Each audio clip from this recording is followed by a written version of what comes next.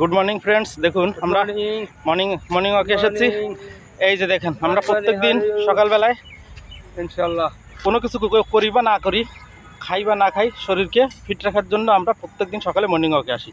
এই যে দেখেন, এটা হচ্ছে হাতেম ভাই, প্রত্যেক দিন আসে, এরকম কোনো দিন কোনো মিস হয় না। আর এই যে দেখেন কি সুন্দর ন্যাচারাল একেবারে একটা এনভায়রনমেন্ট, ন্যাচারাল একটা ভিউ।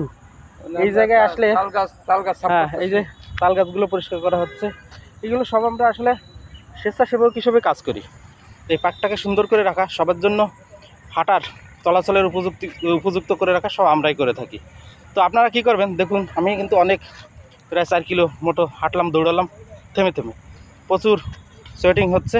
এরকম কিন্তু দরকার। আপনি যদি বডিলি মানে ফিট থাকতে চান, তাহলে কিন্তু আপনার শক্তির চর্চা করতে হবে। প্রত্যেকদিন দৌড়াবেন, হাঁটবেন, এরকম সবসময় আপনার একটা রুটিন থাকবে যে প্রত্যেক দিন সকালে অথবা বিকেলে আপনি যেন একবেলা আধা ঘন্টা 45 মিনিট অথবা 1 ঘন্টা করতে হলে ভালো, আপনি এইভাবে দৌড়াদৌড়ি করবেন, তাহলে আপনার শরীর একেবারে ঠিক থাকবে। শরীরের যে মূল যে পাওয়ার হাউস হার্ট, সেটা ভালো থাকবে, হ্যাঁ, ব্লাড সার্কুলেশন ভালো হবে, তারপর ডায়াবেটিস নিয়ন্ত্রণে থাকবে, কোলেস্টেরল নিয়ন্ত্রণে থাকবে।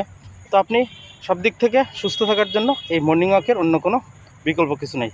তো আমাদের মতো আপনি মর্নিং ওয়াকে আসুন, নিজেকে সুস্থ রাখি এবং অন্যকেও সুস্থ থাকতে সহযোগিতা করি। সবাই ভালো থাকবেন। শুভ সকাল।